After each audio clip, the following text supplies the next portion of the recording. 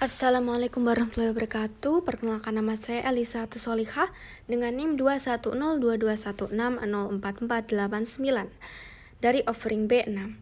Pada kesempatan kali ini saya akan membahas tentang makalah saya mengenai permasalahan pendidikan di suatu lembaga pendidikan, yaitu di SMA Negeri 1 Ngunut. Yang pertama, saya akan langsung membahas tentang latar belakang. Indonesia merupakan salah satu dari sekian banyaknya negara dengan mutu pendidikan yang masih tergolong rendah jika dibandingkan dengan negara lain, baik dari sisi tenaga pendidik, peserta didik, dan fasilitas pendidikan. Hal ini dikarenakan kurangnya perhatian pemerintah terhadap pendidikan dan dapat dilihat dari kualitas peserta didik yang rendah, banyaknya tenaga pendidik yang kurang profesional, serta biaya pendidikan yang mahal. Dampak dari sistem pendidikan yang lemah ini menjadikan Indonesia semakin tertinggal oleh negara lain. Dunia pendidikan di Indonesia pada saat ini berada dalam posisi darurat akan keterbelakangan dikarenakan adanya ketertinggalan di dalam untuk pendidikan, baik pendidikan formal maupun informal. Masuk dalam pembahasan yang pertama, yaitu sistem pendidikan yang berlaku di SMA Negeri 1 Ngunut. SMA Negeri 1 Ngunut memiliki sistem pendidikan dengan menerapkan dua pilihan jurusan yang diantaranya adalah kelas MIPA dan IPS.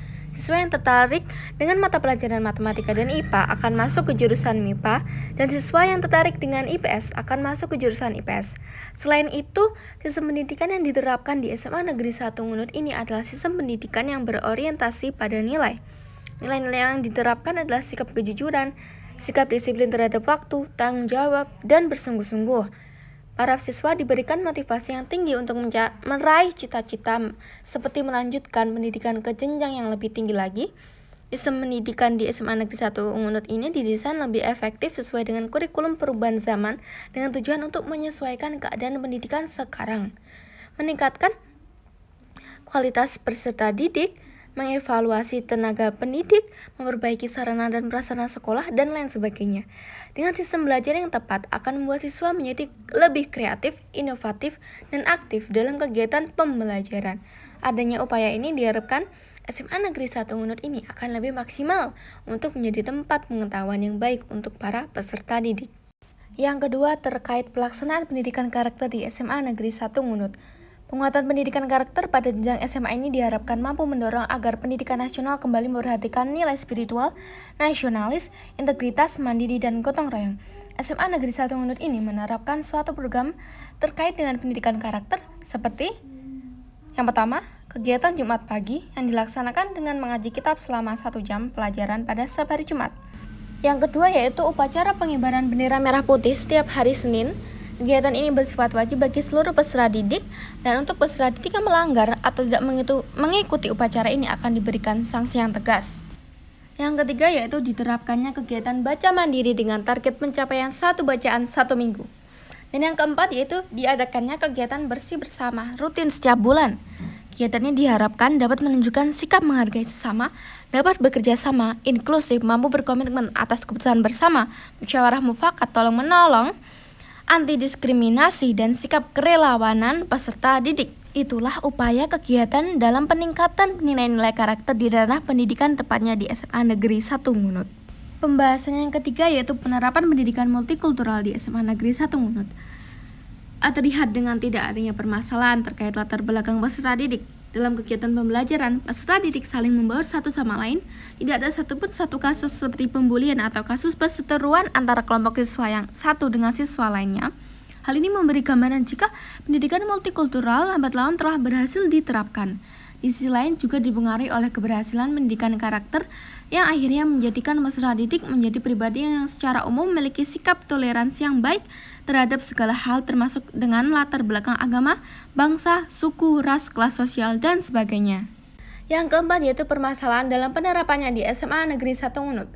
Sistem pendidikan yang diterapkan di SMA Negeri 1 Ngunut pada awalnya mengalami beberapa permasalahan terkait bagaimana cara yang lebih efektif agar menjangkau seluruh peserta didik sehingga tidak akan terjadi kesenjangan dalam penerapan berbagai program untuk mencapai suksesnya sistem pendidikan.